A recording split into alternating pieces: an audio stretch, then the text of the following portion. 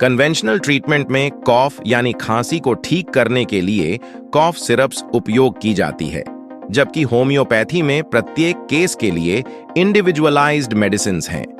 जैसे कोई पेशेंट दिन भर सामान्य रहे पर उसे लेटते ही पहली झपकी के साथ ही खांसी आने लगे, तो ऐसी कंडीशन में होम्योपैथिक मेडिसिन अरेलिया रेसमोसा बेहद असरदार रिजल्ट देती है।